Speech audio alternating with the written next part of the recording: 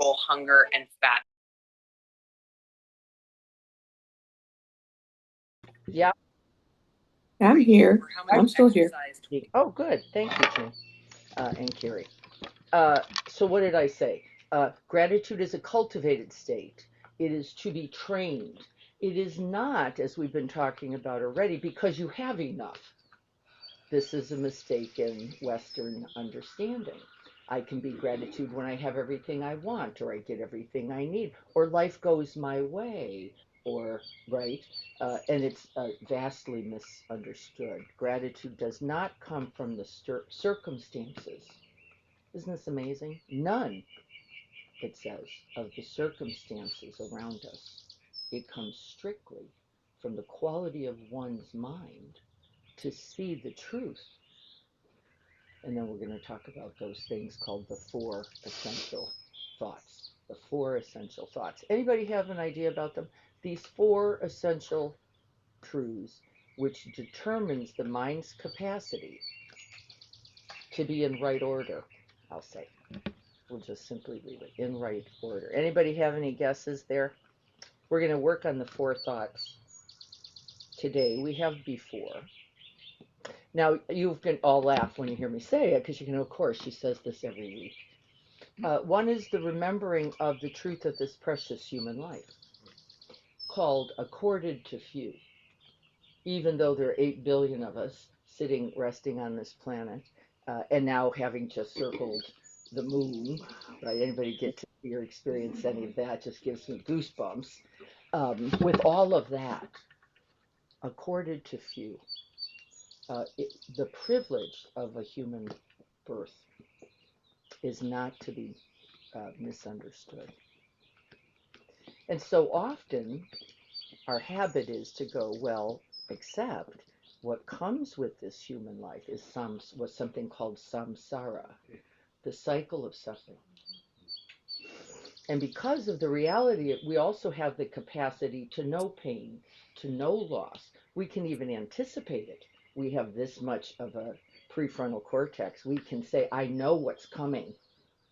Illness, aging, and death are part of this path, right? Part of it. It says, even with this, you have been gifted something that it would take, and I think the sutta line is something like a bird's flying across a mountain for eons with a light ribbon until the mountain was gone. It would take that long to recreate this privilege. It's a long time. Right. There's a second sutta that I love. I don't know if I've ever shared this. This one I don't remember always well, so I have a tendency, but I'm going to strike it. He said, this life is so precious. It would be as if a blind turtle, you know this one, Jim? As if a blind turtle, once every 100 years, comes to the surface of the water. Anybody ever heard this? And finds itself in the yolk of a situation, right? In a yolk. Once every 100 years, a blind turtle would come up from the vast oceans and find itself in exactly this spot. This is how rare this human life. And then I want us to just stop for a minute with just these two little examples right out of the Pali Canon and see what does that do to you physically as you hear this. This rare, this privileged, this beyond comparison, just this human life with nothing about the conditions into which you were born. Nothing. Right? How does it feel? Well, you go, it's pretty good. This is might be all right. I might want to use this, is what occurs to me. Given this infinite privilege, accorded to few, rare, I might want to do something productive, constructive, valuable, of benefit, contributing not only then to this life of mine, but the rare privileged life of, well, then we might say all beings. When we might say all beings. Kids are also, for me, I have a sense of urgency like, oh my gosh, this is so precious and so special. what am I doing? I better get on it. Yes, it actually does invite that urgency, and I think that's the point. Uh, Remembering its rarity, I think it's good to remember. Hair on fire. Hair on fire, as I like to say, towards the good. And then Am I the only one in the Sangha who doesn't think it's so fucking precious to be alive? uh, Jean, we already know what that means for you, which is that, Right. No, Jean, you're not alone. yeah, we already know what that Thank means. you, Janine. You are just in a moment of difficulty. Well, 6 years. Well, how many ever? Let's say 70. Okay, thanks. Out me to the whole Sangha. I Oh, I know. But let's say how many ever. But the truth Okay. of Okay. samsara is a part of this human life. Also, we were not. It doesn't say rare and precious because you got it your way, or your son lives, or you like your partner, or right. Right. There are no conditions. It says this is beyond condition. The preciousness and rarity is beyond condition. Jean, you have any ideas about why? Even when it's difficult. I thought that it referred to because you have the chance to awaken. I That thought that one. was the preciousness. That's one. What else do you think? I don't know. More, even more. Because we have the capacity to know our difficulties and to cultivate, remember this word bhavana, a mind that not only in its recognition can begin to turn the mind, it's called, towards the Dharma. Even in its difficulty, we're not lost. Because you said, 6 years. I know there's difficulty here. And then others, what is this is the true preciousness of this life.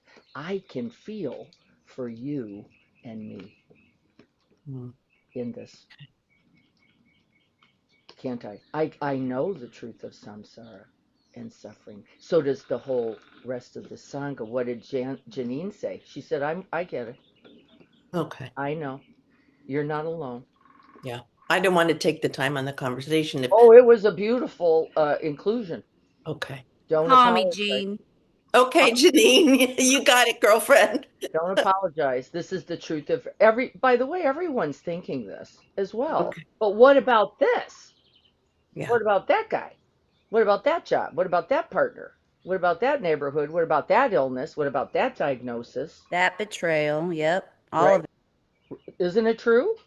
And by the way, the Buddha said it's all coming with this precious, rare human life. And I am still calling it precious and rare.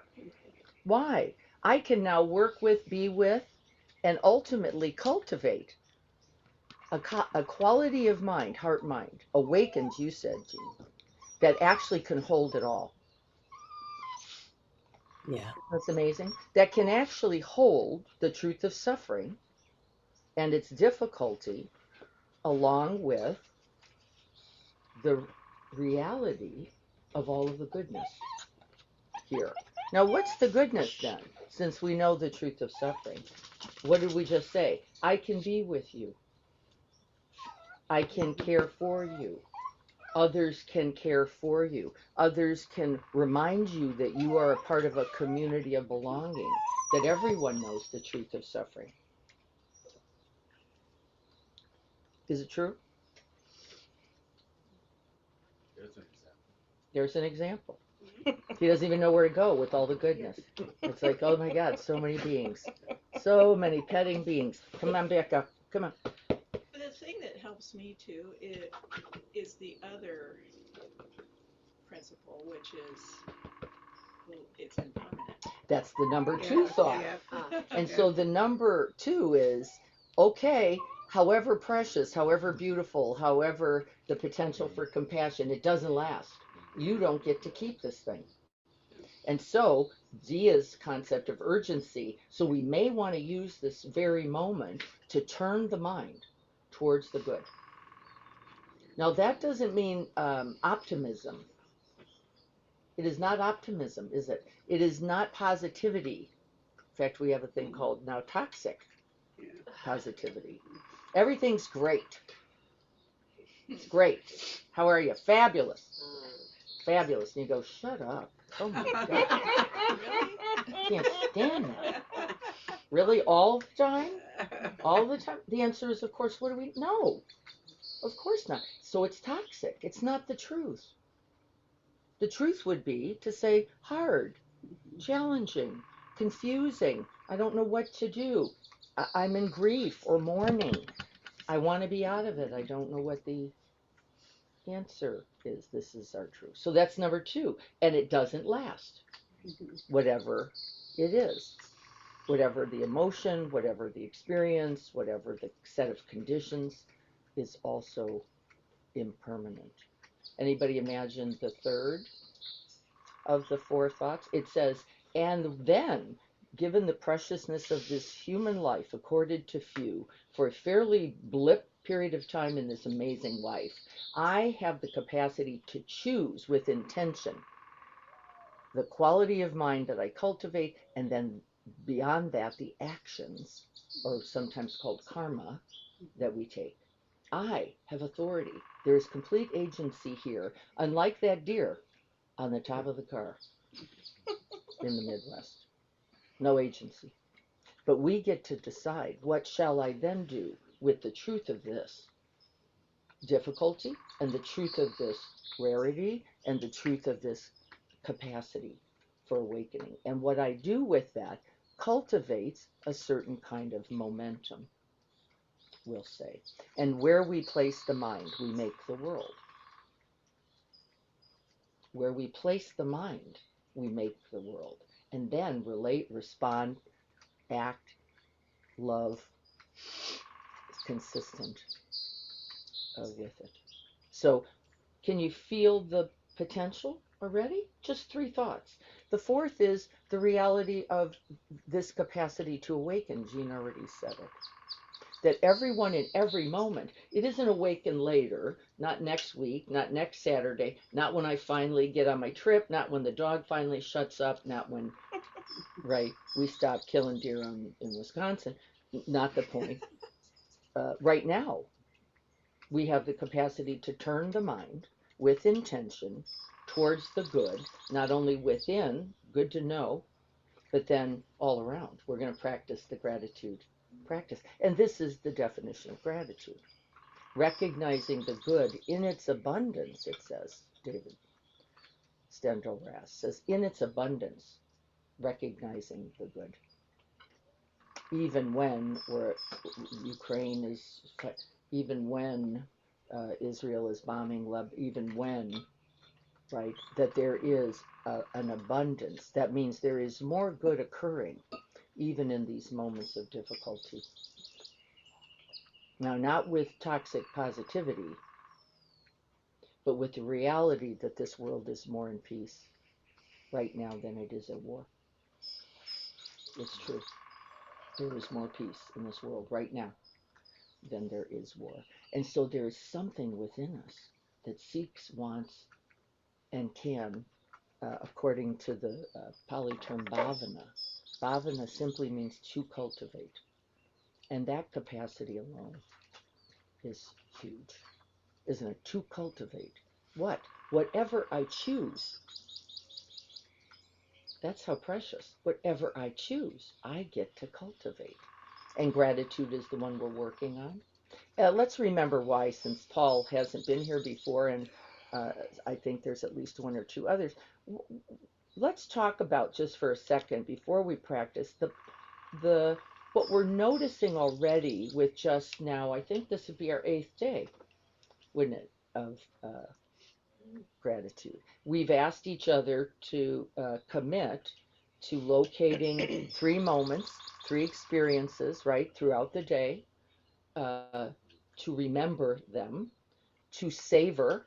It's a savoring practice, to hold them for 15 to 30 seconds. Why? We cannot put them in the filing cabinet if we don't spend time with them, experiencing, embodying, feeling the vasovagal system open, warm, right? 15 to 30 seconds. So savoring that. Then what? Recollecting. at the end of the day, writing that, remembering in the recollection what? How it felt. Right? Anybody remembering this? This is, no, by the way, I'm not had one problem remembering this one day.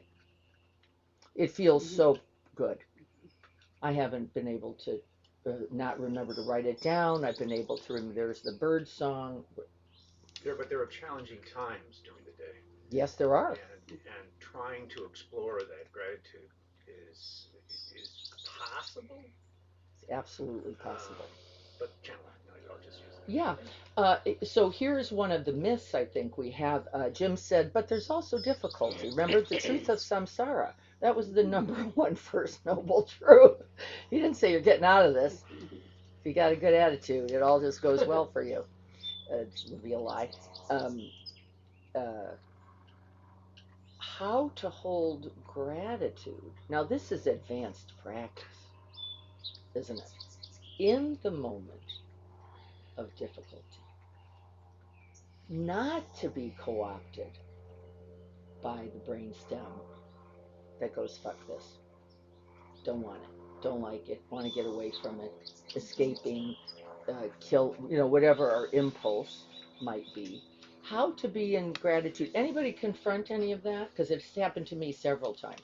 I actually noticed that gratitude wasn't there, which is how I woke up. It isn't because I went, oh, look at this. So much gratitude for that really rude thing that somebody just said to me. Yeah, I've had moments where I've thought, okay, looked for it. Where is the gratitude in this moment? I know it's here. Yeah. And it is here. Yeah. It's actually alive in us always. It is, remember, just a quality of mind that we have to, with intention, let's start there to remember, because your brainstem isn't going to do that for you. It's only got a job. It's survival, and then negative appraisal. We talked about negativity bias. Remember, we Rick Hansen. We all love Rick Hansen's phrase, right? The negative is like Velcro. The positive is like Teflon, right? That's the nature of the mind. It's better to see a tiger than a rose, says the self that chooses to exist. Better to see a tiger than a rose. Why? Survival. Survival. We don't want to get eaten. Right? Because I want to get away from that. And the flower, great. I can always drop in on, right? And if we could remember the truth of that, we wouldn't have to push away the difficult anymore. This is one of the myths, isn't it? I have to get rid of this to get to gratitude. It's not accurate. So then Lynn said, what? Well, can I see the benefit, both to me and to others, actually in this very moment of difficulty? And can I then choose to be the one to take on the opportunity? What can I do with this, recognizing the difficult? First of all, the number one thing, says Pema, is to remember that you are not the only one in this moment. There's infinite others who have been spoken to rudely, who have been shamed or blamed, who have people who have betrayed them. Number one, it says in the Tibetan tradition, the number one thing to do is remember, I am not alone in this. There are infinite other beings throughout all time who know this too. And I now have an opportunity to contribute something. And my teacher, Joko, said, it will be one drop of dye in a vast ocean, and you will not see the ocean's color change. But it does not mean it doesn't count. One drop of dye in a vast ocean changes, though, what do we know? The whole of the ocean. Still. You didn't see it. You have no evidence. This is why it's hard for us, isn't it? What's that? Craving, grasping, wanting. I want it my way. I want it now. I want you to shut up now. I want you to be apologetic now. I want you to take ownership now. I want the thing I want now. Can't you just deal with this in a different way? Why do you have to keep being the way you are? This is our craving, grasping, wanting something else to be different, don't we? Always. Rather than what? the quality, changing the quality of my own heart, mind. Now, what we would all say is, this is some pretty big piece of practice. And the demand to change can't get it for you either, can it? Just be different is in fact not a compassionate response to a difficulty. Just be different. Just get, it doesn't, not helpful. Just get over it. Doesn't work like that. We have to often do what? This is the number one challenge in this human life. Be with the truth of suffering before we transform it. To know it completely, says the sutta, which means breathe it, drink it, smell it, feel it, know it completely. And then to see, it says, the truth of its delusion, that it was only in fact a quality of mind called grasping or clinging, aversion or ignorance at work. That's all it was. I wanted it a different way. I didn't like the way it was. And I was unwilling to see or remember that the whole of this view had something to do with my own limited desires.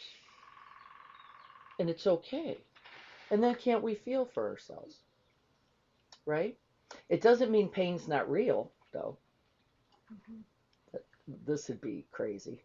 It doesn't mean grief isn't a reality of this life. But can we be with it? And the answer is what? Sometimes. And then how can I be with it this moment? And it might be, remember, our practice is kind and compassionate. Just a little movement towards, a little resting and touch on. This is the truth of it, a gripped chest, a deadening, a weightedness, whatever the truth in the body might be. And to breathe it for 1 to 3 times. I wonder if I'm skipping something, Di. I shared with you that I used that negative gripping, grasping in the moment to go, oh yeah, this reminds me I want to practice gratitude. So I don't necessarily consciously go through what you just talked about. So I'm wondering if I'm bypassing. Yes. A little Okay. bit, Jean. I like the practice though. Yeah. Yes, opening wider, isn't it? Is Yeah. actually our awakening heart mind, opening wider, but not before acknowledging, is it? Because No, I acknowledge. well, that means be with. Okay. Okay. That's actually a requirement. Okay. There is actually acknowledging, meaning there it is, I'm going the other way, is actually not the practice. There it is. Can I touch it? Can I touch it? And that means not, you don't have to move closer to what is, but can you be with what is? Breathe into the body, feel the sensations that are present and available there, allowing, accepting, letting be. We're not changing anything yet. You don't have to make one thing bigger. There's not one more thing to do. Can I allow the truth of this moment as I am experiencing it now? With this partner. It's different. Yeah. I'm using it more as alarm clock, and that's not what you're talking about, I don't No. think. No. Okay, I think thank you. I think we like the idea though. Isn't it like it's not like one or the other. It's to No, it is not acknowledge one It's or all that together. there's both in life. That's right. There's suffering, but there's also good too. So Yes. while you're suffering, you can hold on to, but there's this too. That's right. Sometimes And that's open all to it. we can say is this too. In Yeah. the face of suffering and in the face of goodness. Right? This too. That supposedly was Joko's last words Wow. as she was dying. This too. Is it just that, for me, often the suffering feels greater than the gratitude? Yes. And is that partially because of physiology of the brain having that bias towards more Negativity. negativity? It's actually where we place attention, number one. And so where we place attention, and what's our tendency is to place a lot of attention for some fixed, static amount of time on the things we don't like. Yes. You know, we have to practice Yeah. looking at a sunset, folks. We have to practice. Like, there it is. Nope. Stop. Pause. Breathe. Get in the body. Show up. Hold and savor is a practice and a training. It is not what is natural is this is shit. This is horrible. I don't like this. I want this to go away. And we just construct a world by that attention where that's the way it plays. Is it true? No. Is it real? Yes. Right? Difficulty is difficult. Pain is pain. Grief is grief. That's not the delusion. The delusion is that's all there is. And no, we can't, said Jean, just go, yeah, but remember the trees. And I'm using hyperbole. Jean didn't say that. Right? Remember the good. Remember that birthday cake? That was great. That's the toxic positivity. We're just pasting on. We call that grafting on a moment of goodness to go, I should focus here. Now, by the way, that's not completely wrong. Where I place my attention, so then there the world is. Remember, where I place my attention, so then the world is. And so, can I remember, along with grief comes the capacity to love. And that it, in fact, is from love that grief arises. Can I hold these two? Remember, we've done not one, not two. It is not just grief in this life, and it is not just love. There is also hardship, difficulty, poverty, violence, right? These are the truths. Can we hold them? And it says, in gratitude for this opportunity in this precious human life accorded to few, to turn the mind towards how can I then be of benefit? Look at the gratitude someone would feel just from that. In the middle of that boat going down, that someone says, you know, this was real during the Vietnam boat people, right? Somebody said, wait a minute, rather than just panic, rather than just drown, let's all flip the boat and hang on. Somebody, and that was a person not lost in this is all there is. Isn't it true? Isn't it true every day? Someone goes, there's a way to be with this, work with this, and I'm going to help you. Or I'm going to help me so that I can then help you. Yeah. So it's good to remember. I said, what's the hard work of gratitude? Well, we're naming it. Because we're trying to cultivate bhavana, remember is the word, gratitude in the midst of the truth of suffering in this life. You've just all named it. Isn't that it? We didn't get to push the truth of suffering out to get gratitude in. It is this coexisting, covalent, continuous process of working with. Can I be with this? How can I be with this? Can I be with this for a breath? Can I be with this just for one simple sensation of noticing the burning? Right? And do we have to glue ourselves to the truth of suffering? This is not beneficial. It says, to the extent that I can remain in uprightness. Look at the reason we talk about this posture. Upright, dignified, and open. Maybe that's one breath. So it isn't just a physical posture, is it? It says, can I approach all things in this way? Upright, dignified, still, open-hearted, open-minded. And the answer may be not for more than that one little touch. Like a hot, that was it. And then I go try to integrate that. A, I survived. B, it didn't kill me. I'm feeling actually better from the ability to be with this than I was before. These are the practices. To me, that's where the self-compassion piece and relying on the Sangha Very much. is important. Isn't it? Because without that, it becomes very difficult to keep going. Maybe impossible, says the Buddha.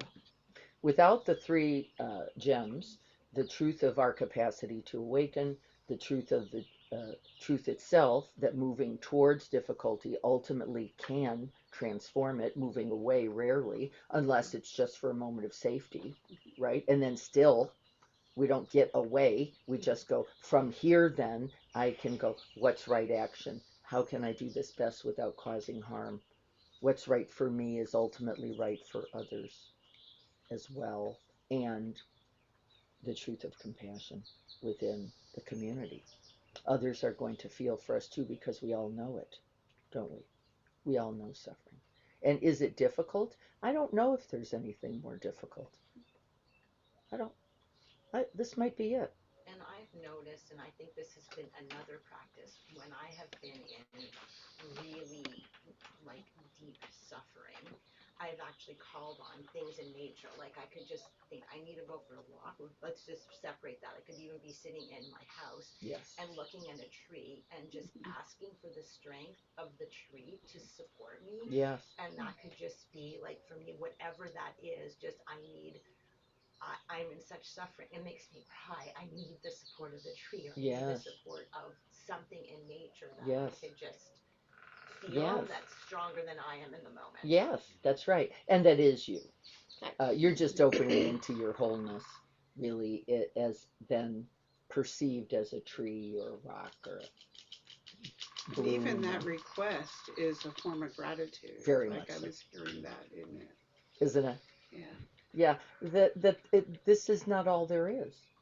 There is something else. You just pointed the mind towards something you could hold for a second, if not in you, then around you, because it's all a part of the same thing.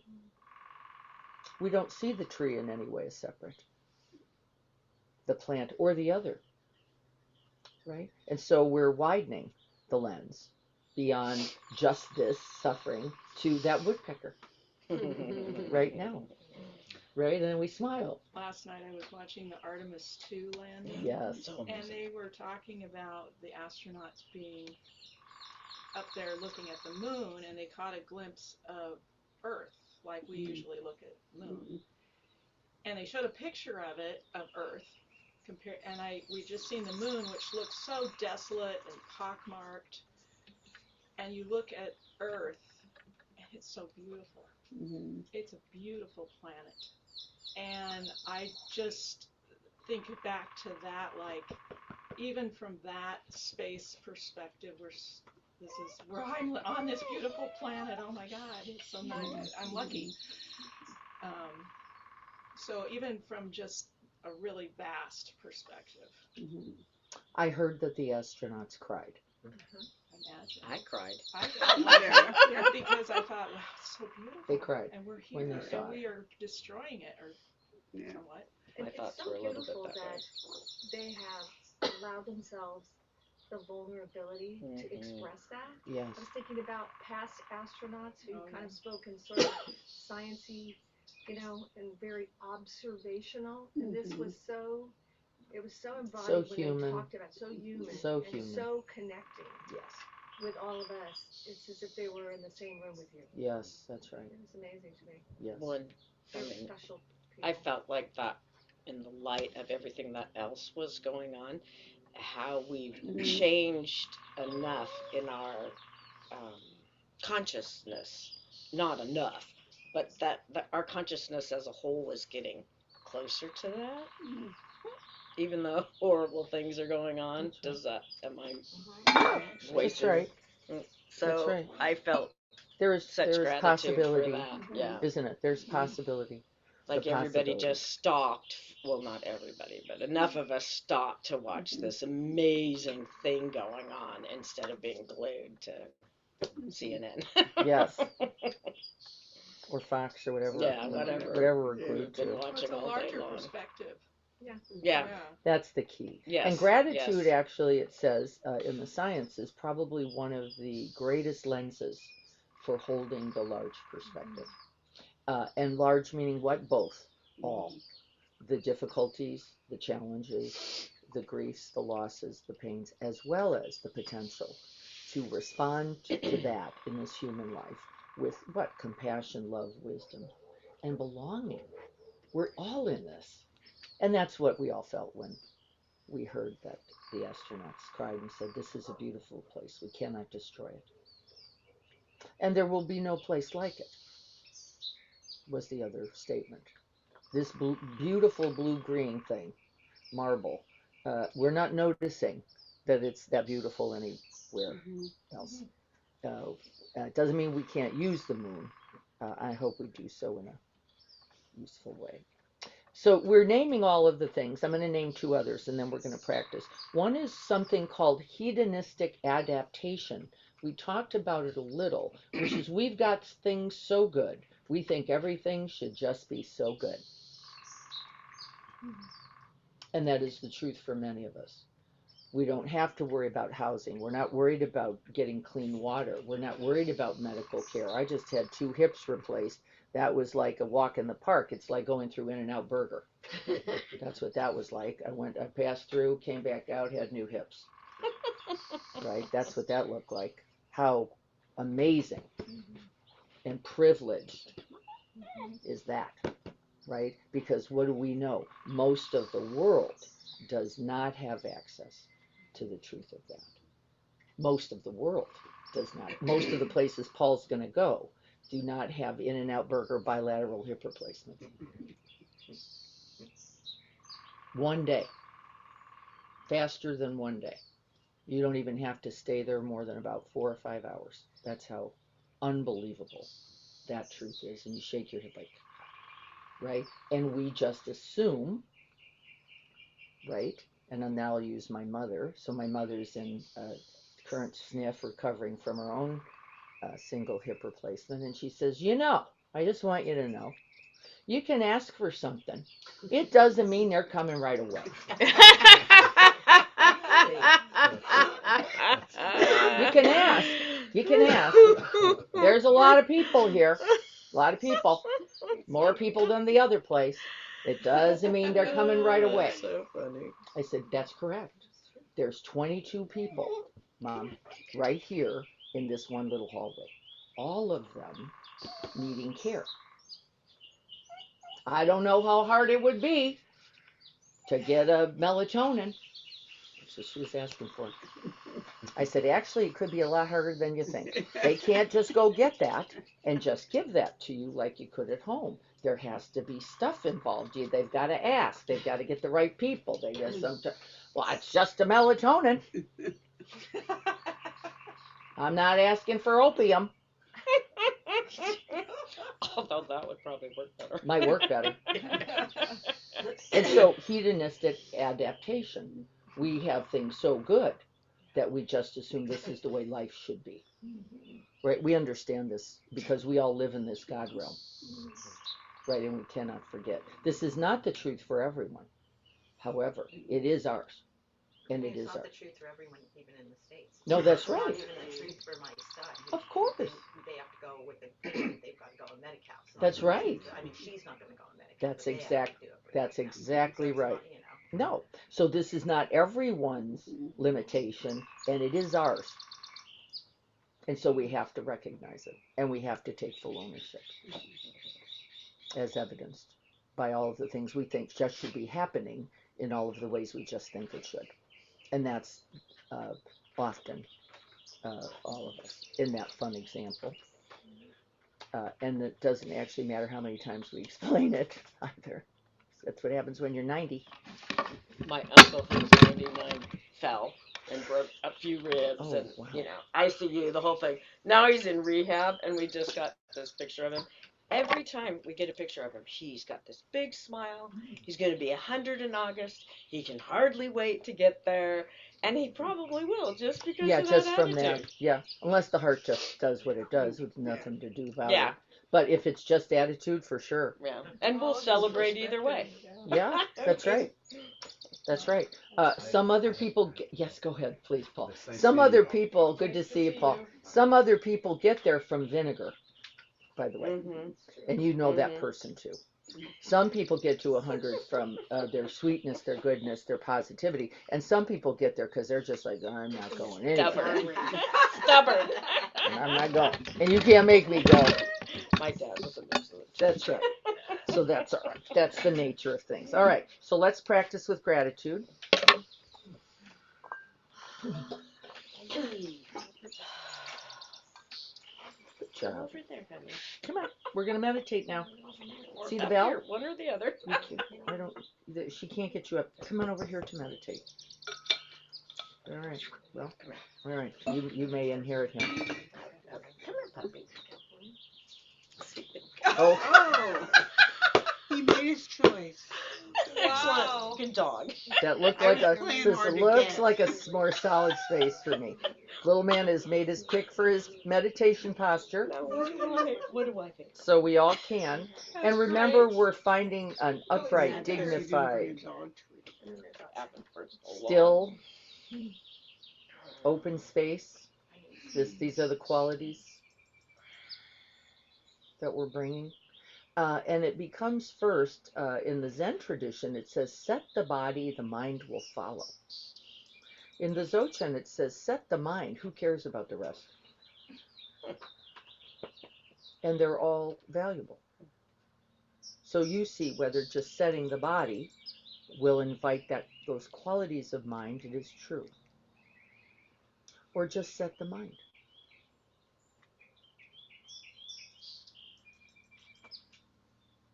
We're going to feel the weight of the body for a moment, noticing how it settles as we begin to rest.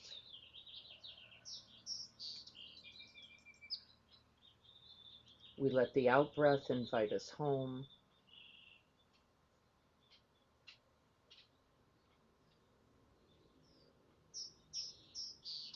Thich Nhat Hanh says, breathing in, I know I am alive. Breathing out, I smile. This is an expression of true gratitude.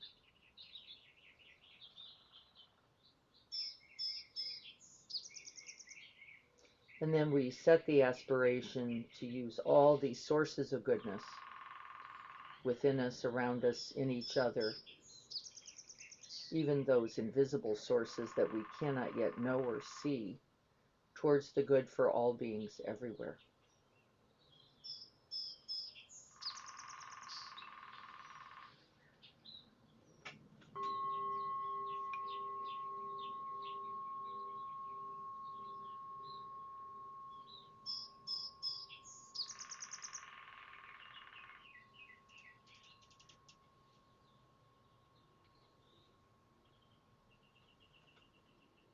Resting the eyes in whatever way is best for you. For some, the eyes are closed, as we know. For others, a soft or gentle gaze.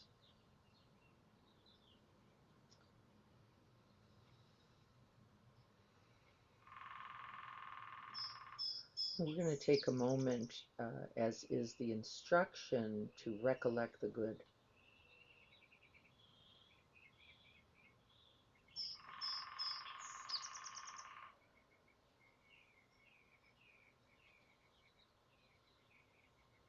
And the neuroscience says before you can see the good now, it is good to remember what seeing the good felt like, looked like before. And so we recollect the good of what? Our parents.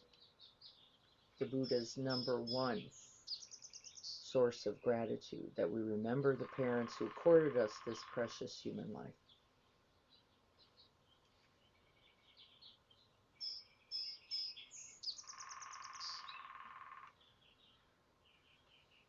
And the Buddha so believed that parents were deserving of gratitude, he said in a sutta, if you carried the mother on one shoulder and the father on the other for 100 years, you would not yet repay them for their goodness in offering you this human life.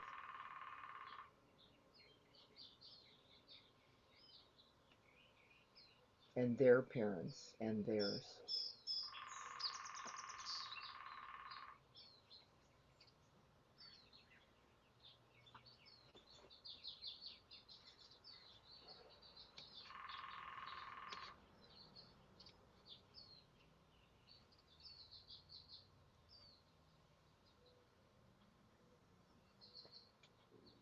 And just feeling all the goodness all around. Remember, from the Buddhist point of view, This may or may not be gratitude, because gratitude is an intentioned act of goodness, kindness, compassion, or care. But it doesn't mean we can't be welled up with appreciation for the truth of this beautiful earth that we can see, hear, smell, taste, and touch as accorded by those parents, grandparents.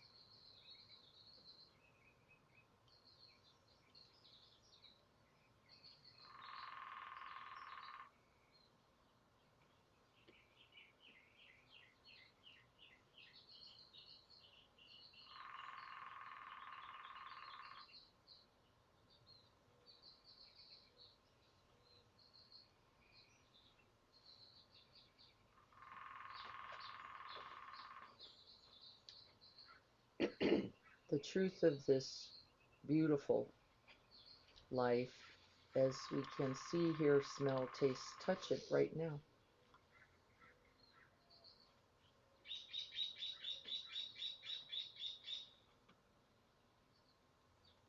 We have cleaned the lens of the heart mind to recognize the good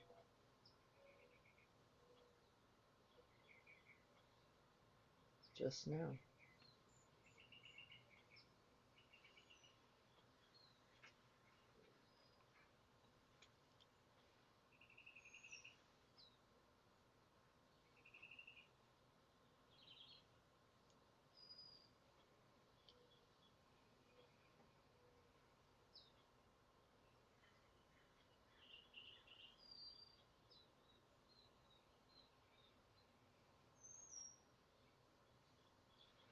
And rather than forcing an effort, which can be a little bit of a habit, and actually will diminish our felt sense of openness, expanding, connecting, see if you can just let the mind fall where it will. And feel the appreciation for that. I just noticed that it's a little cool on my feet. That actually feels pretty good. And I actually noticed that I'm really enjoying this little jacket because my cold shoulders aren't always happy. And it just makes me smile.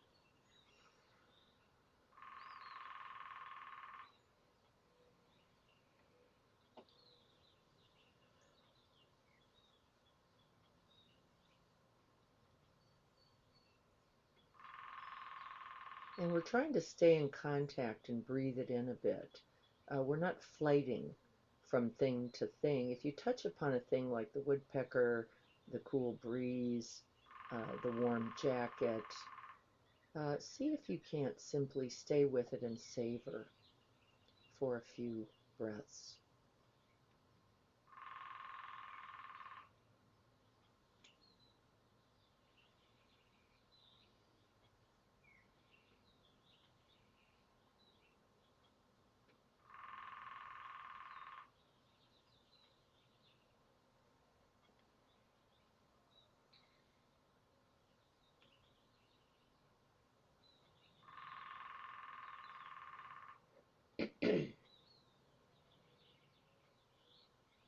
But whatever arises, arise naturally.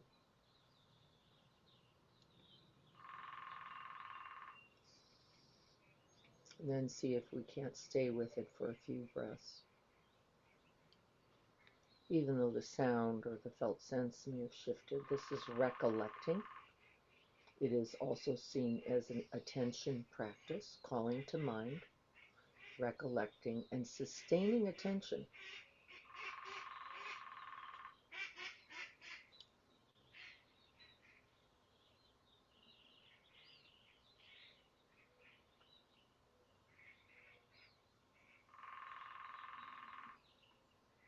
There's no particular way to feel.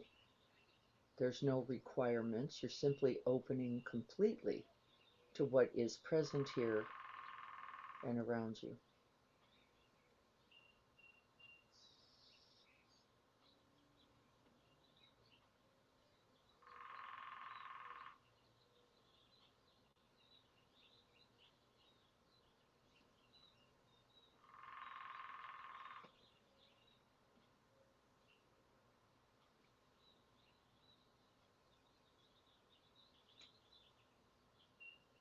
And then we're going to practice with two types of kindness today. We're going to first begin to recollect kindness done.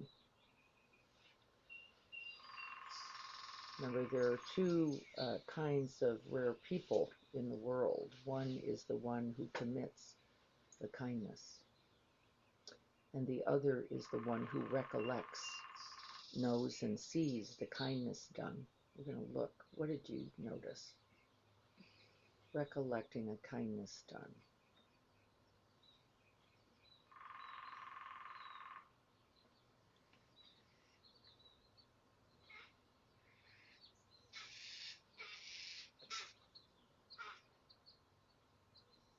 We do not measure the act. It's a tendency of ours to go, well, is that big enough? Is that small enough? Is that kind enough? Is that right enough? Whatever comes to mind is exactly right. And actually what came to mind was Little Man, who slept with me last night because Libby's gone, and he created a little extra space for me when he heard me groan. I went, oh, and he went, oh, you must need some more room.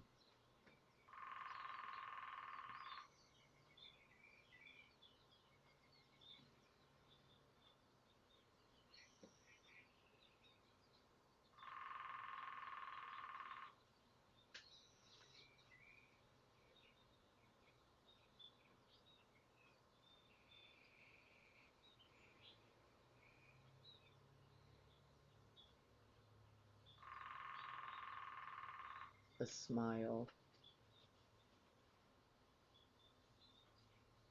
a caring look, assistance, or contact.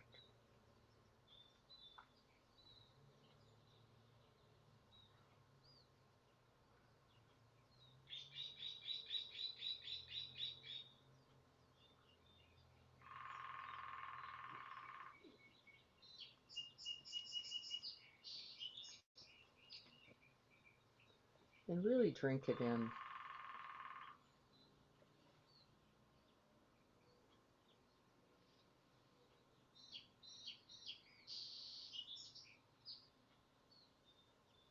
Immerse yourself in the reality of goodness all around.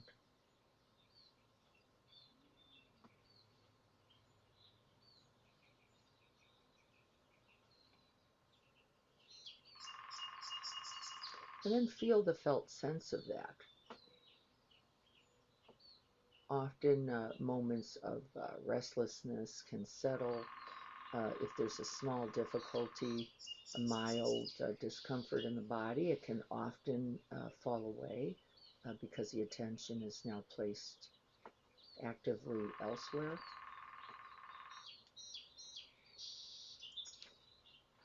We can get the felt sense that all of life is here and that we are supporting each other in it.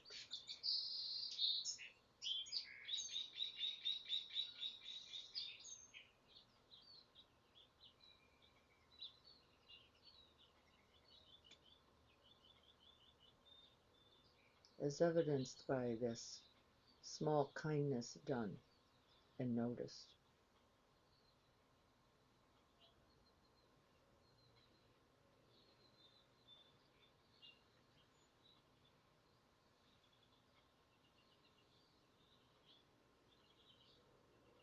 And get that felt sense. We're going to compare it now to someone who has thanked you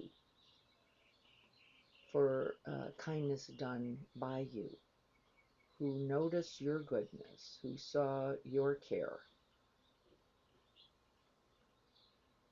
who caught the intention that you had to be a contribution, to contribute something to the good, and they actually thanked you for it.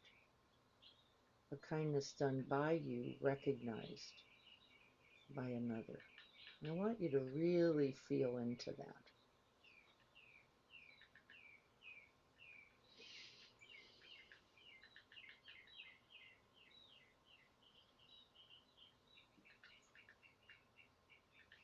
feel that person's genuineness, their recognition and seeing this quality of care, of goodness, of compassion in you,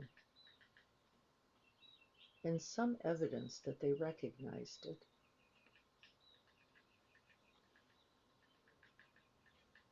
As a kindness done.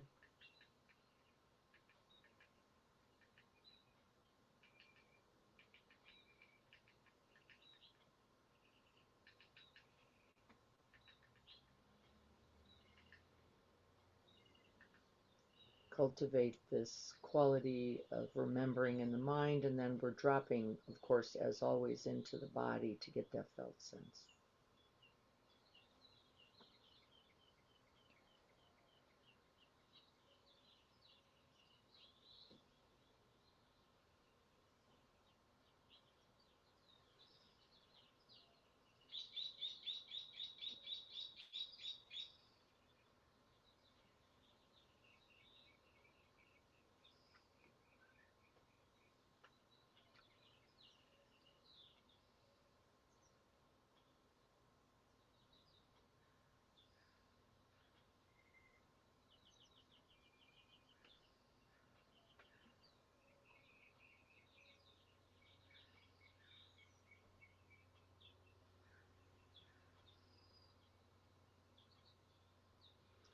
Now, of course, you already know this. We're rerouting all kinds of neural networks here. We're making things that have been rigid or fixed much more flexible, plastic. This is not the reason to do it. You just might notice the felt effect.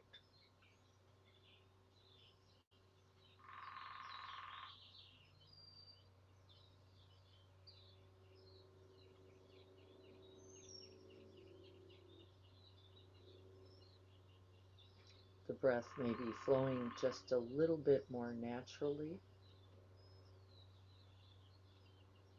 There may be a natural expanse at the end of the out-breath, suggesting the parasympathetic system is now a part of the new lens. And then what I notice is that I see more, I feel more, I know more about goodness.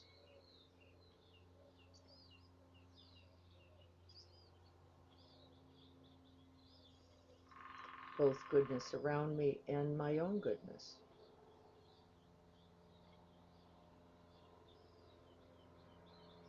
And the research now says these two nourish and nurture and cultivate gratitude better than the one.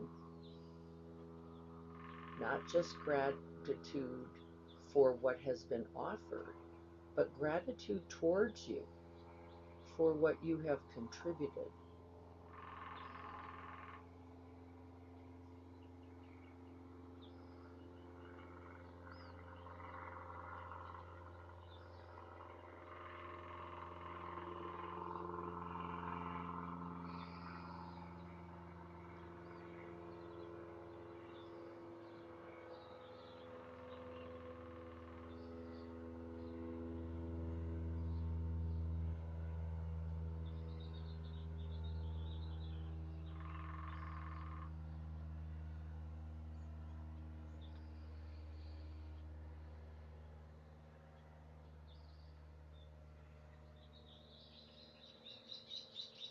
And then we're going to practice. This is where our big practice is. We're going to turn towards a moment of difficulty.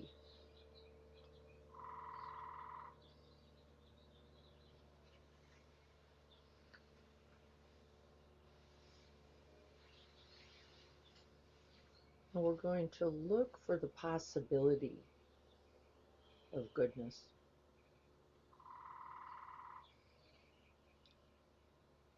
I'm recollecting the argument, and I'm also recollecting my genuine wish that we not continue that there be a way to find ease or peace or deeper understanding. That was a genuine wish.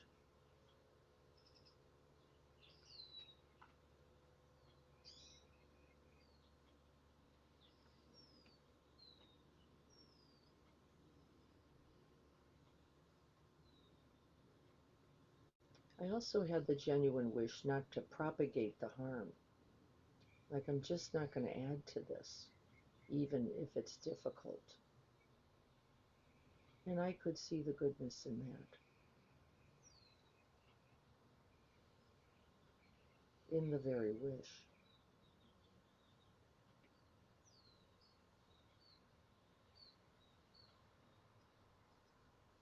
I can also see the goodness in the other's genuine um, care. They wanted something with me.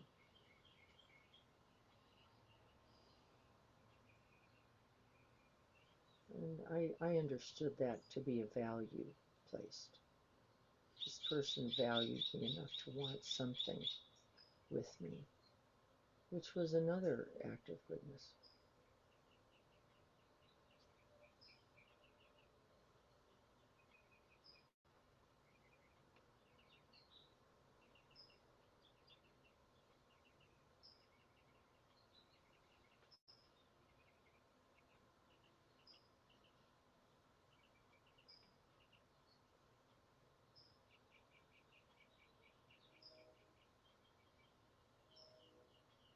I'm also grateful right now for the wisdom that I can see that in spite of this genuine care and these good intentions, very little of it got communicated very well.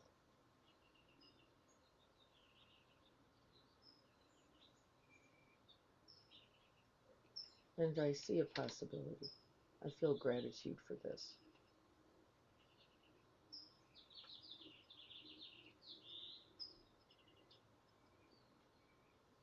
How might this very difficulty be of benefit?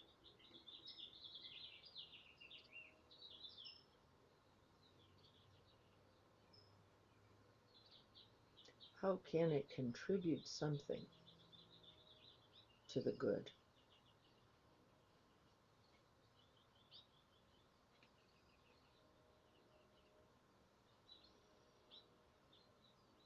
And can we intention then that goodness? Might be an acknowledgement, an apology, a re-intentioning statement. Let's go back, let's look at it again.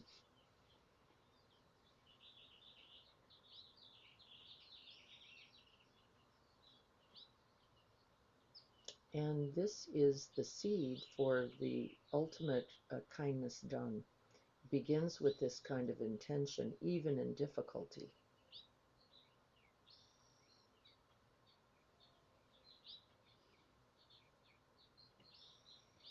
It is not just difficult. There is potential here, now, in you, and potentially in the other, for a kindness done.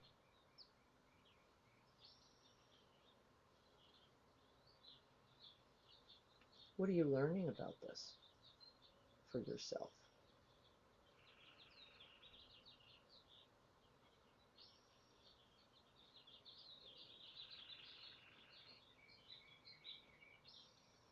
Can this information, this wisdom be used towards the good now? It's already changing your mind, by the way.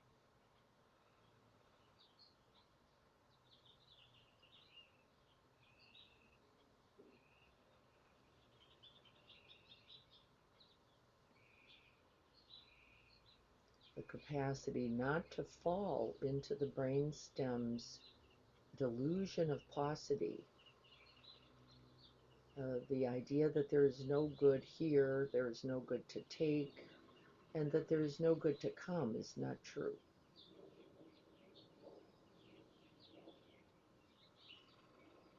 Might be true that it was difficult.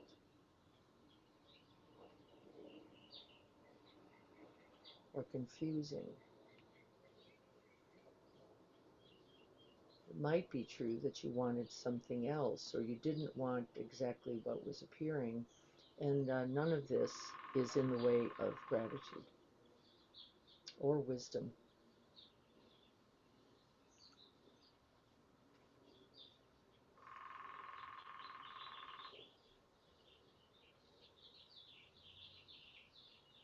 And then I want us to recollect those 4 thoughts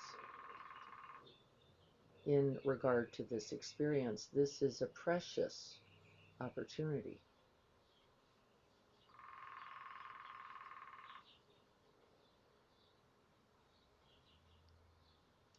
It is not permanent. It will come and it will go.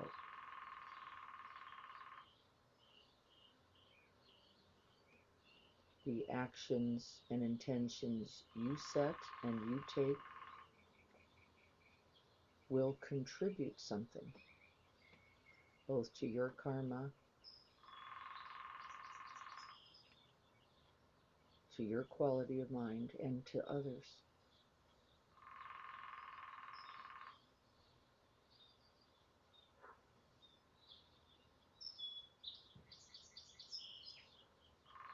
And in this very moment, we all have this capacity to awaken, to see clearly, to act skillfully, wisely, lovingly, right now.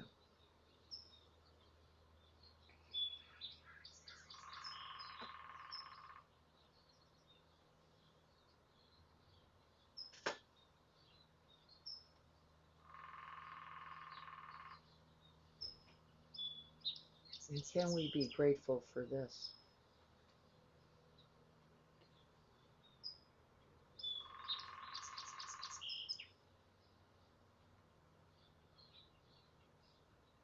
Not the pain, not the loss, not the discomfort, but the possibility that is right here.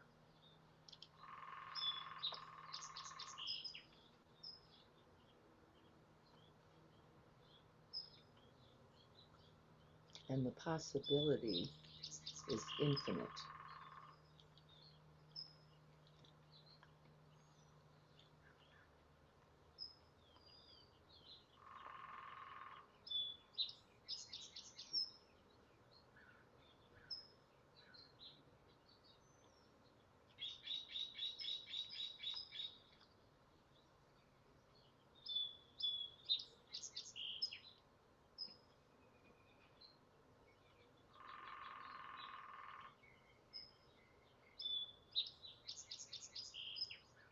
And then I'd like you to take that difficult moment and make a commitment to a kindness done.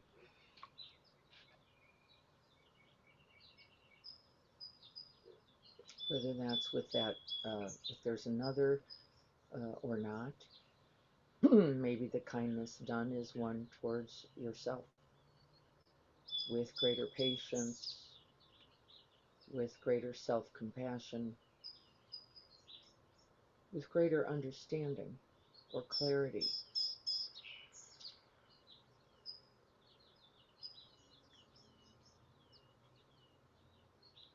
Maybe just acknowledging that this is a difficult moment.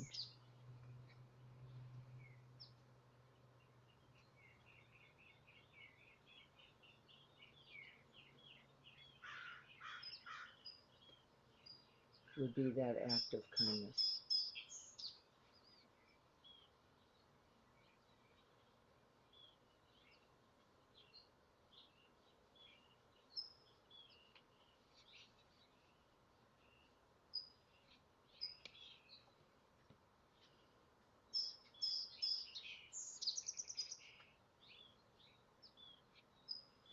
And this becomes a radical act of spiritual growth.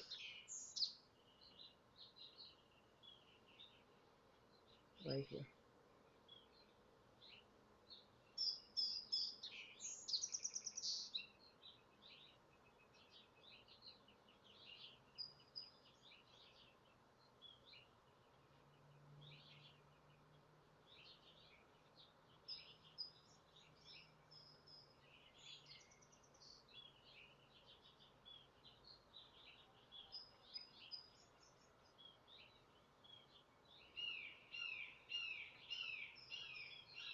Krema says the most fundamental aggression towards ourselves is to remain ignorant of the goodness that is within us and all around us. Most fundamental aggression is this.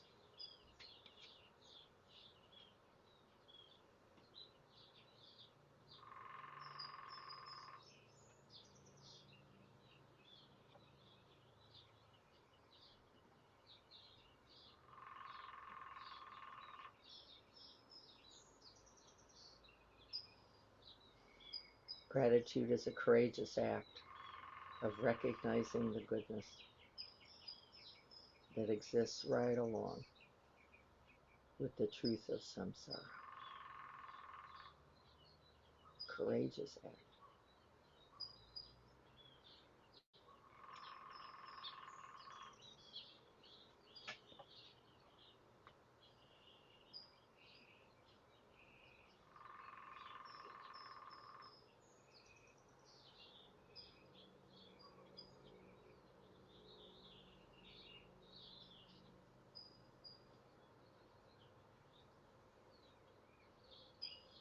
And may all beings benefit.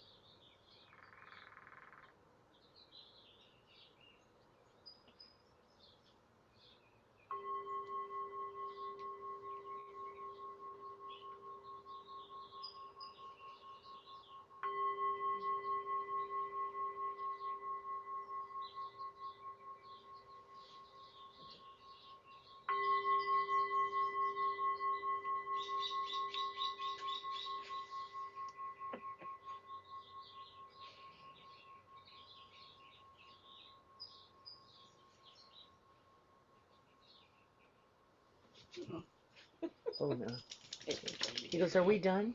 Is it possible we're done? We're not done yet, but we're close.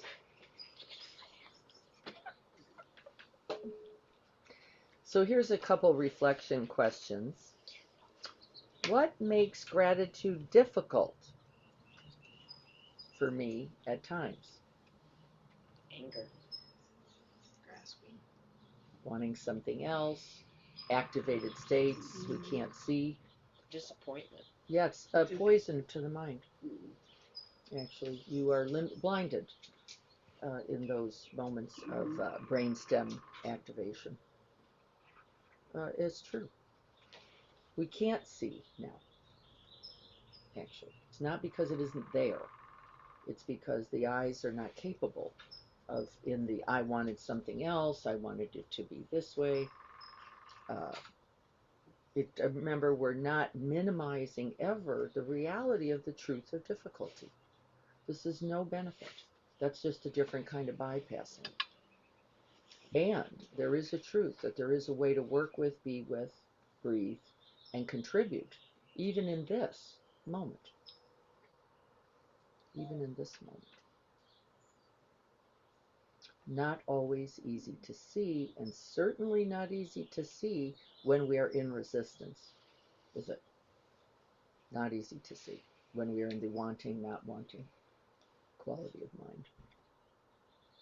My purse. Oh, There, I had a treat in it yesterday, and so he can smell got a the 10. leftover. He's got a nose. I swear, I tried not to have anything that was smelly. That's all right. When I slow down and notice the goodness, what changes in my body, heart, and mind? Anybody feel that? There's often a felt sense of flooding, kind of warmth or ease, settledness, kind of just here. There's nowhere, you're not thinking about going somewhere else or doing something else. There's a sense of abundance, or at least, remember, it's not my favorite word, enoughness. It's okay enough. It's good enough. It's right enough. Okayness, I like that. Yeah. Isn't that good? It's okayness. That's Rick Hanson's I'm All Right now. It's not the best I've ever been. It's not the most, and it doesn't have to be. This is not required for gratitude. Gratitude does not demand that it be better, does it? At all. Yeah.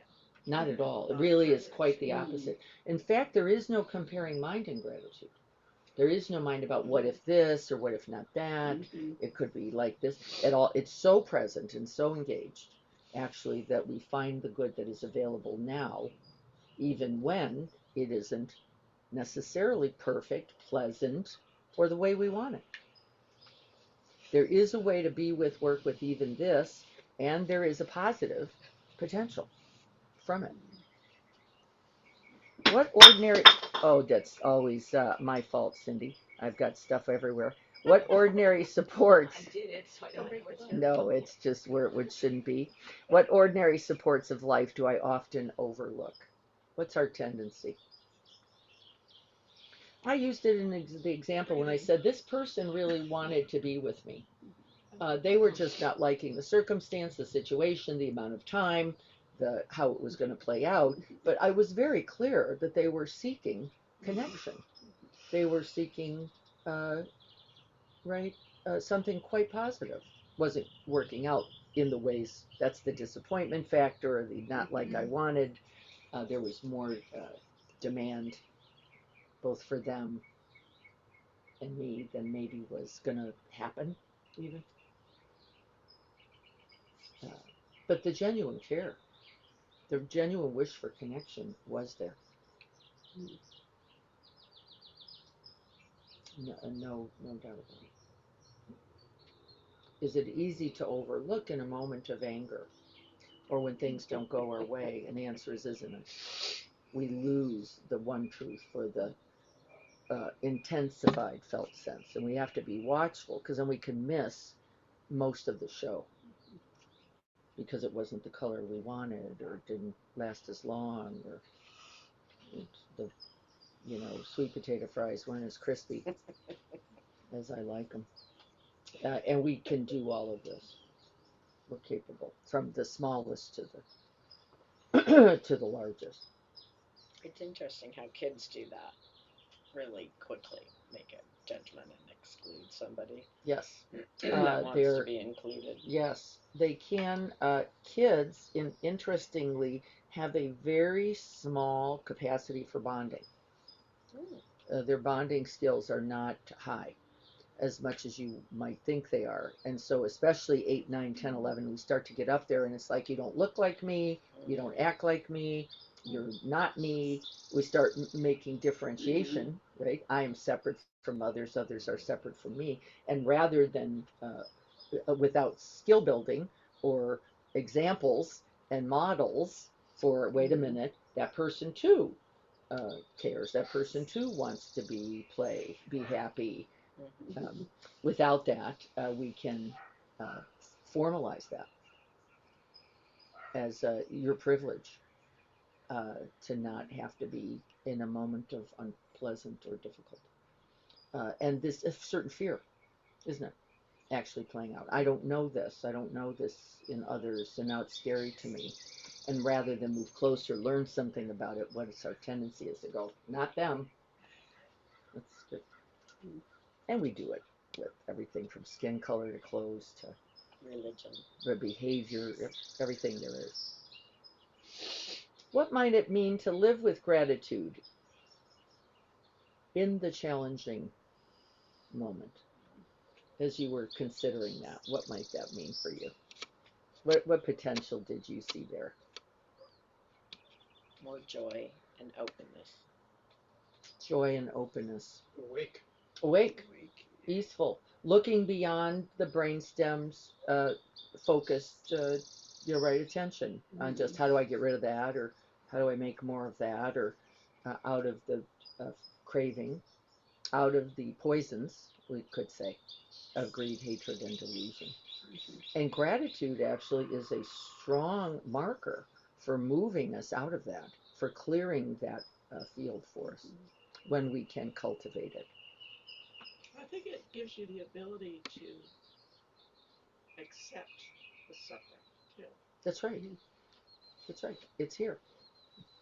Things are not most often perfect, and actually most often not exactly the way we would want them, is it? Not others, not ourselves, not the circumstance. This is how we can get into strong resistance and complaint. I want it to be a little warmer. I want it to be a little sunnier. I want it to be a little less crowded. This is one of my new complaints. Why can't it be like it was? I can hear myself going, it was long gone. Long gone. You got Fox Point Farms right there. I don't know what you're thinking. Right. Which actually has a great happy hour. Yes, they do.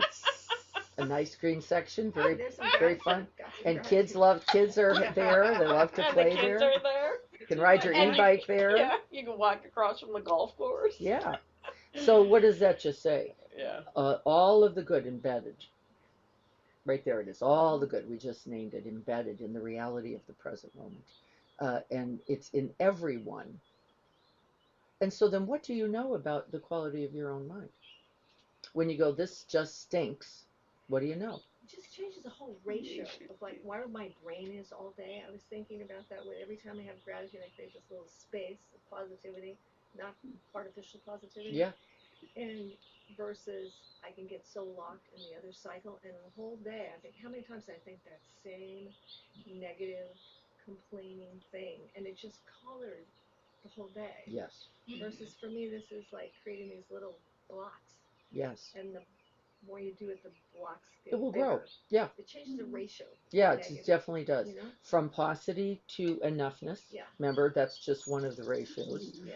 From separate to connected, right? We're not separate from it. We are a part of it, even when we perceive we're just looking at it and it's right. No, we are always a part of it. And what we are doing or not doing, it is also a part of it, both in terms of suffering and the end of suffering. We are contributors to both. Did also recognize in my thoughts that I was really loved it when Lucadia didn't go through. So I had that little, oh well, but. Yeah, when it was Yeah. a farm with a horse, it was very Yeah, pleasant. exactly. Like, oh, you should have seen it before. Yeah, it was amazing. And the flowers too. They were Oh, nice. And the flowers. Amazing. And remember, the paucity mind goes, that isn't good anymore. yeah. And that means the mind is closed to the good that is here. The happier. The Yeah. the fact that the flowers aren't there are saving the ground that it's on billions of gallons of pesticide. Mm-hmm. By the way, folks, That's And it's a garden. There's that. because there's a lot of pesticide in that ground. It's literally in my backyard. Oh, yes. I live over there, Yes. and I had to go from being grumpy about it and upset, and because I raised my kids going to the horses Yeah. and cows, Right, Yeah. exactly. Yeah. to going, you know what, it is what it is. How can I find the good in this? And in actuality, now, like today, we'll probably take our grandkids over there. Yeah, they did a and lovely have them job. Play ride in the their grass, bikes, right. do the grass, Yes, 100%. Right. you know, all yeah. that, Picnic and just over there. trying to accept it for Yeah, what it is. 100%. And there are people today, and we know this to be true too, who are going to raise their children over there at Fox Farms, and it's going to change. It'll And then change, in yeah. 40 years, the same very conversation is going to be happening, which is, remember when there was that whole green area and you that could get a beautiful beer farm. and watch the kids play Had a lovely right? happy hour. and ride your e-bike over there and have the playground? They're going to, now it's just a Data pod warehouse. that you go in to get oxygen. That's all we got going on now. Data warehouse. Right. Yeah, So, exactly. This is a continuing, and then what do we notice? Well, those who can adaptively open to, this is understood to be adaptive, adaptively go, what is the good now? Live longer, tend to be healthier, are certainly happier than I wonder about when they do those studies. They say the happiest countries. yes. I was wondering, do they run any sort of surveys or whatever? How do they do it? They assess that happiness. I wonder if they assess gratitude. I've always wondered. Oh, gratitude. Whether No, they they I've don't never assess for seen gratitude. that, yeah. Though the Bhutanese, right, who we know to be the happiest, Yeah. what they do assess for is there is a gratitude quotient for them. Guess what? It's based on impermanence.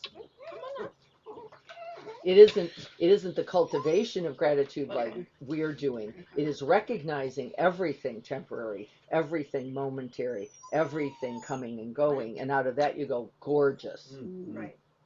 red, amazing amaryllis blooming in the spring, unbelievable. Why? I know that's unexpected and not going to last. And so the Bhutanese come at it from that reality of impermanence. It could explain why we in the West suffer a bit, because we're looking for that cure. Yes. Looking Yeah. Constant. We are. Why do we, We want the dopamine Craig- hits Craig constantly Craig now. Ventnor says there's no reason we can't live forever. Yeah, longevity. Yeah. Oh, What the heck? Uh-huh. Where does that get us? Yeah, It might be absolutely. great if you could Oh, just we'll live live in our now. misery. Yeah. Yeah, really. There'd be right? something. If you could just really fully open to now, I'd Yeah. say that would be pretty Too cool. scary. We watched Right. for the. Yeah. We Well, it watched means for you the, have to take it all in. we watched for the splashdown. We didn't see it obviously, but we were there. Yeah. Yeah. And my wife says, "Well, how wonderful! Here we are, looking out over the ocean, and whether we see the shoots or not." That's right. But we knew it was happening. Yeah. That's right. Yeah, Yeah. we kept going outside, like, Yeah. That's We right. should be able to see, Yeah. yeah. because That's my right. kids were like, "Can you see it?" No. It's 50 yourself, Optimism yourself. that we'll be okay no matter what. Uh, yeah, something like that, Pete. The possibility, I think, is maybe the possibility that I could use even this moment, the one I like and the one I don't like, to grow something of benefit. Maybe it's acceptance, you know. Maybe it's a little less resistance. It's how you do it, right? Because Yeah. like I can do a moment and I can grind my way through that moment. Yes. You know, or What I is can it, honey? Yes, there can just be getting through, through the moment. but really, can I see whatever may be? And so that is our practice this week, isn't it? We were saying week 2, we were going to start turning towards these moments of difficulty with how could this be of benefit? This very difficulty. Again, I recognize the person's care in my example, not just their anger. John Lewis was mentioned today Yeah. and think of his life. I really like him. And he was still grateful and how I don't know. Honestly. No. Love is what they say. But, Yeah, Yes. yeah. Made good trouble. He lived Yeah, that. made He good lived that. trouble, yeah. And remember, this is not defaulting, that's all, into life's shit. It doesn't mean it's not hard, right? Because we already have accepted that in the First Noble Truth. But we have also said, how then might I be a contributor in this moment? Well, I'm not going to fall in the well of just believing everything's horrible. How do I then become that person in that boat that says, you know, we're going to work towards a way to be okay? And it's also true, we don't always get there. And it is true, sometimes everyone does drown. But that doesn't even mean it's all wrong, because I still believe there are those good actors, we call it, there, who were caring or trying, or even when the result isn't. And we don't give it enough. We're result oriented. Right, it is our tendency. Okay, I see that we're all good and out of time. Let's do our prayer. Thank you all for joining me for the hard work of gratitude. We don't want to lie about this. This is a training. We have a mind that is cultivated to work otherwise, and in every moment that we open, that we receive, that we contribute, that we see the contributions made, says the Buddha, this is a rare opportunity and one we can all use for our own happiness, our own ease. So recollecting both the reality of kindness in this world, the infinite and visible, never to be seen acts of kindness occurring that allow you to sit right here. Most of them unknowable.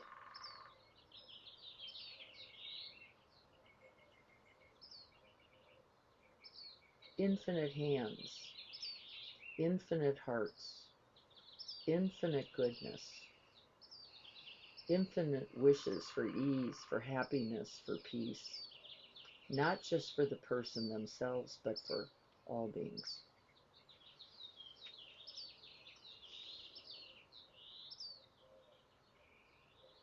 May I be a guard for those who need protection, a guide for those on the path, a boat, a raft, a bridge, for those who wish to cross the flood.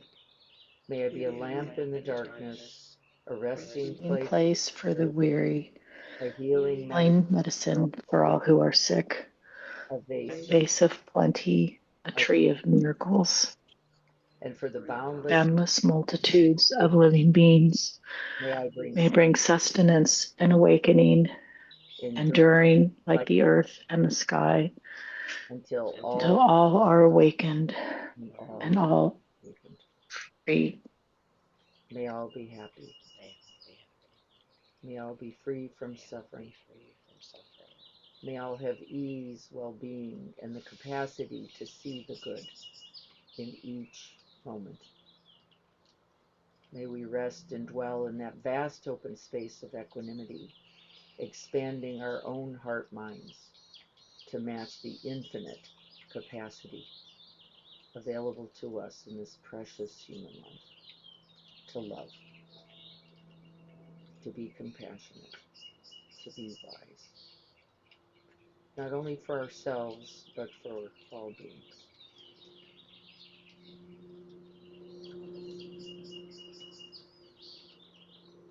So be it.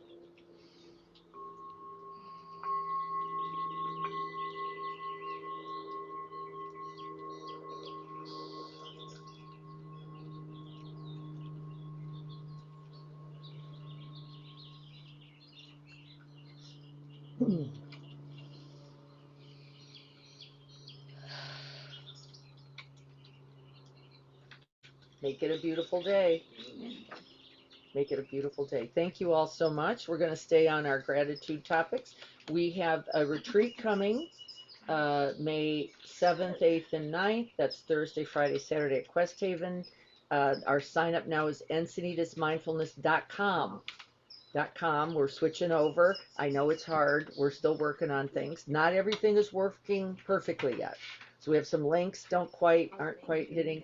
We have in May coming up, I'm just going to name them. May 14th is our North County Warehouse event. That's I just talked with them yesterday. May 14th. That's a Thursday. I'm going to. Just got it clarified yesterday. May 21st is Philabelly. I will be meeting with the Philabelly CSUM director. I think her name is Laura.